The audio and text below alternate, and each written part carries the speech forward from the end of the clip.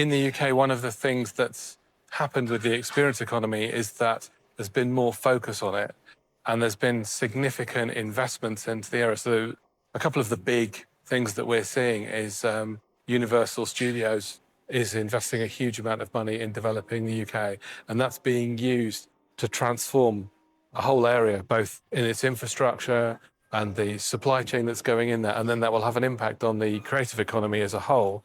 We have Puy de Fou, the French non-profit theme park that they run, well, it's an experience that they run in France and Spain and China. Now that's expanding into the UK as well, where they take cultural experiences and transform them into large-scale spectacles.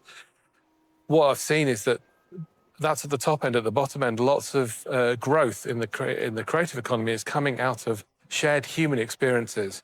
So whereas you create value, whenever you create IP or you create content, you're creating value. Actually bringing people together around those experiences generates more value, not just in monetary terms, which is obviously great for the economy side of it, but also in the shared cultural value and bringing people together. And we see that, it's imbalanced, but on the music side with large tours, increasingly popular. There is a big gap between getting from small venues and small bands into those large venues, but we're seeing those experiences develop. And also on the experience, there's the immersive side. With the immersive experiences, we're seeing those grow as well. And exciting new technologies are being used to leverage existing cultural artifacts and turn them into new forms. So we've had Van Gogh immersive experiences created by Lightroom. It's been a wonderful way to experience the artworks in a different way. And Frameless, another UK company, have also taken artworks and developed them into all sorts of different experiences that have created new opportunities for audiences to engage. And we're also seeing, and I think seeing this worldwide as well, is existing IP is being transformed into an experience that people can go to. So in London, for example, the Minecraft experience is open and it's been incredibly popular. That's building on the IP. And we're seeing now theme park operators are taking existing IP and developing it into new forms, new technological forms that families and all different age groups can experience and get involved with. And it's generating new economic growth.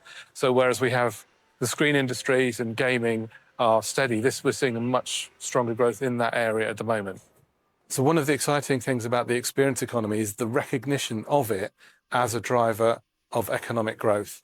So the theme parks being built in the UK is being used as a way to transform the growth in those regions.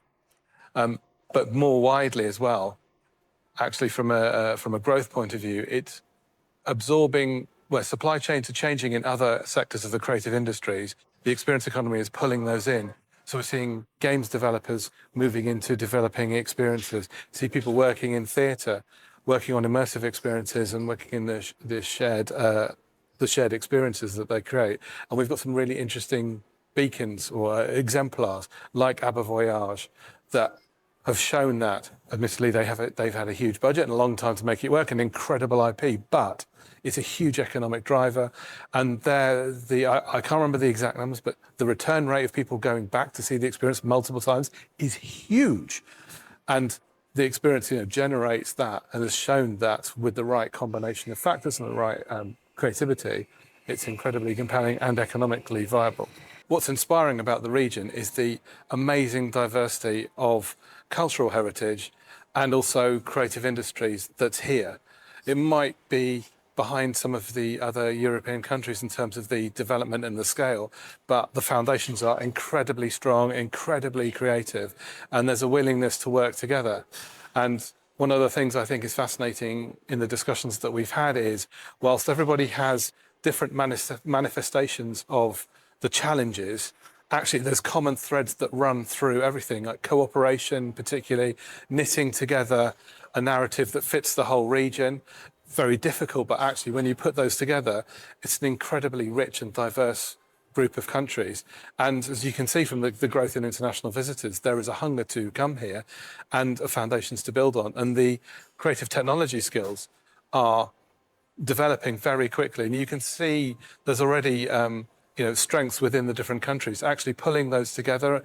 And we've been talking about cross-fertilization of skills, cross-fertilization of experiences, actually brings the region as a whole a greater attraction for external visitors, internal visitors, and building on what's already a very strong cultural history into an experience economy that grows beyond that as well.